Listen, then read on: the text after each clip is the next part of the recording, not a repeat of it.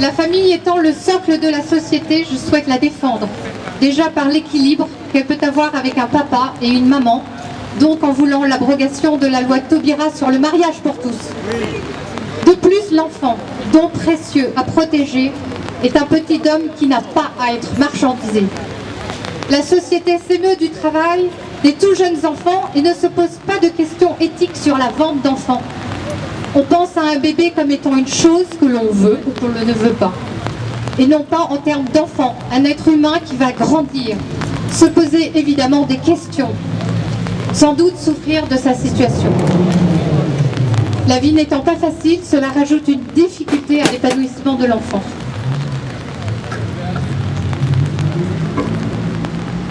Donc je vais vous lire la lettre que nous allons remettre au préfet. Monsieur le préfet, en ce jour de commémoration de l'abolition de l'esclavage, nous sommes mobilisés partout en France pour alerter nos concitoyens et les pouvoirs publics sur le développement d'une nouvelle forme d'esclavage, celle de la gestation pour autrui, GPA, ou pratique des mères porteuses.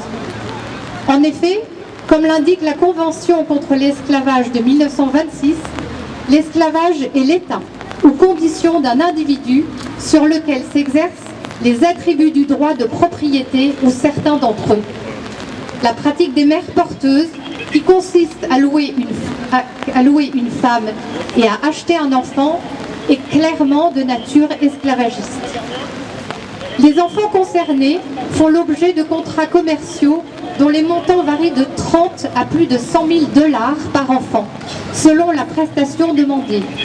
Par exemple avec donneuse d'ovocytes et mère porteuse, ou avec mère porteuse seulement, et selon le pays où exerce l'agence de GPA. La GPA est très lucrative pour les agences, c'est-à-dire pour les commerciaux, communicants, biologistes, juristes, assureurs et financiers qui participent à ce travail international. Certes, la GPA est interdite en France. Cependant, il est de notoriété publique que cet interdit n'est pas respecté, comme l'atteste le fait qu'environ 2000 enfants vivant en France sont nés de GPA à l'étranger. Enfants qui ont été arrachés à leur mère et à leur pays de naissance. Nous constatons également que des agences commerciales de GPA démarchent la clientèle potentielle française en toute impunité.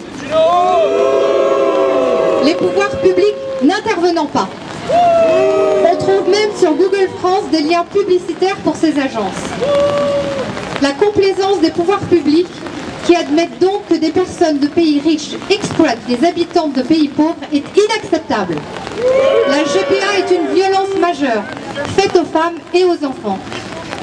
Il est impératif et urgent que la France, patrie des droits de l'homme, engage enfin des actions contre Manuel Valls.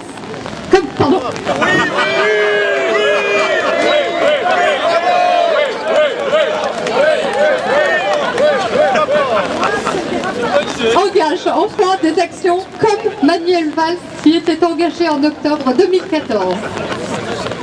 Et ce, aussi bien au niveau national qu'international. Pour commencer, la circulaire Taubira du 25 janvier 2013 doit être retirée au plus vite. Destinée à faciliter l'obtention de certificats de nationalité française pour les enfants nés d'une mère porteuse à l'étranger, cette circulaire avait été justifiée par l'ex-garde des Sceaux par la nécessité, selon elle, de régulariser la situation de ces enfants qu'elle qualifiait de fantômes. En réalité, ces enfants ont la nationalité de leur pays de naissance. Ils ne sont pas apatrides.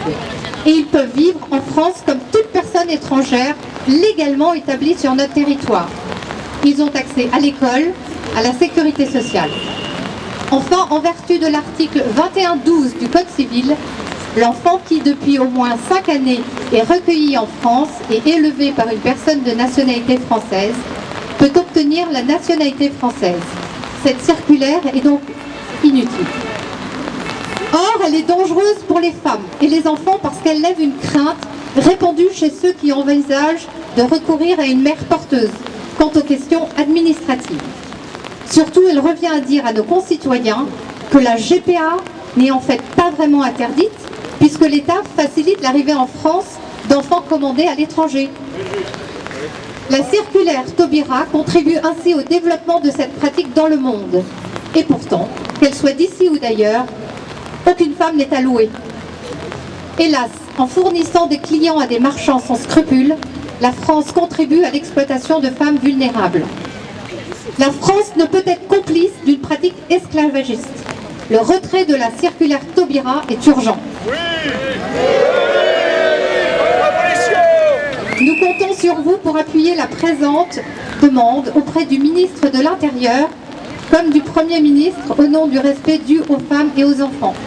Nous vous en remercions d'avance et vous prions d'agréer l'expression de nos salutations distinguées, Ludovine de la Rochère, présidente.